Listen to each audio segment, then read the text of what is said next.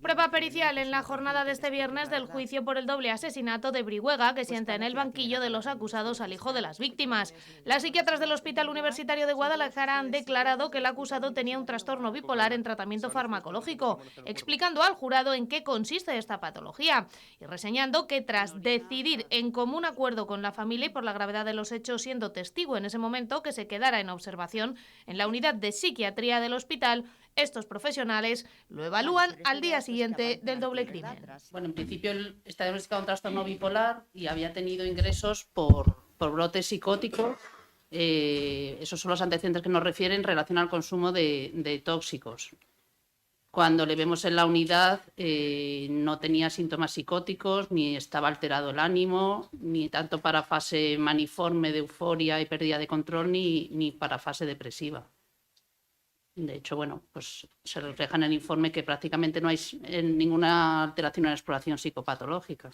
Las profesionales han descartado que pudiera tener brote psicótico alguno a la hora de cometer el crimen, asegurando que no puedes retornar a la normalidad de una manera tan rápida, siendo lo normal mostrar estados de angustia muy elevada que en este caso no existían. No, tan rápido no.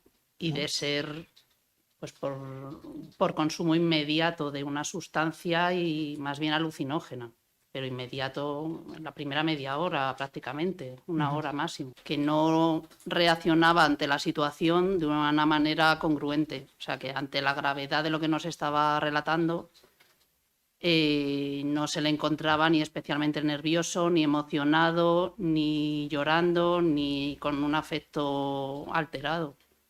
Y, discúlpenme. Embotamiento, frialdad, distanciamiento. Los análisis realizados dan positivo en consumo de cocaína, una sustancia que las profesionales evalúan habría sido consumida días antes, según declaraciones del propio acusado, no considerando, pese a la insistencia de la defensa, que el consumo haya tenido efecto secundario alguno en el trastorno bipolar que padece, ni que los antipsicóticos que consumía sean el resultado de la frialdad que demostraba.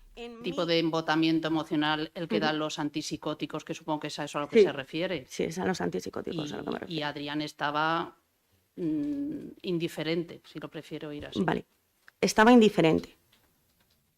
Distanciado, frío, a eso se refiere el embotamiento emocional. Igual no era el mejor término, pero no, desde luego no como efecto de los fármacos, porque la exploración era totalmente normal. Un paciente con efectos secundarios de los antipsicóticos está aplanado, está con dificultad para relatarte todo el discurso, está con más dificultad para reaccionar. No es el efecto de los antipsicóticos. El consumo de cocaína era crónico y el consumo de cannabis no estaba activo porque dura más de un mes en orina. Por su parte, los médicos forenses aseguran que las heridas que reciben ambas víctimas fueron mortales. Sí, pues en ambos casos vemos como las lesiones son en órganos vitales, es decir, en la parte del fallecido, del varón, vemos como tiene una lesión por arma blanca que afecta tanto a la carótida izquierda como a la yugular. Es decir, son, para que nos entendamos, de una importancia vital, pues son mortales de necesidad. En el caso de la fallecida mujer, vemos que las lesiones que tiene son más numerosas y de las que vemos a nivel torácico, 2 de ellas penetran a nivel de la aorta. Por lo tanto, las lesiones que se producen son igualmente mortales de necesidad. También han declarado los autores del informe de imputabilidad, ratificando que no tenía alteración alguna y que relató muy conscientemente por qué hizo lo que hizo. Y reiteran que un brote psicótico no desaparece en 24 horas.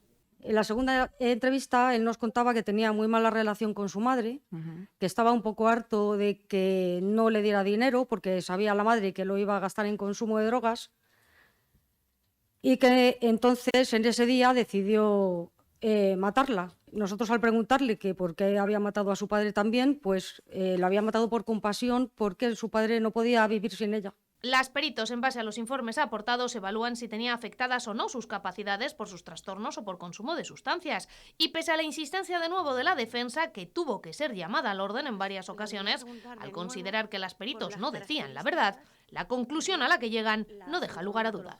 Nosotros hacemos referencia a un informe de Neurosalud en el que se estipula cuál es la evolución y en ese momento estimamos el estado de Adrián, porque vemos que posteriormente, en los informes que tenemos más reciente, que se nos aportan, insisto, que a lo mejor hay informes que no se nos aportan. No hablo de informes que nos aporten, perdone.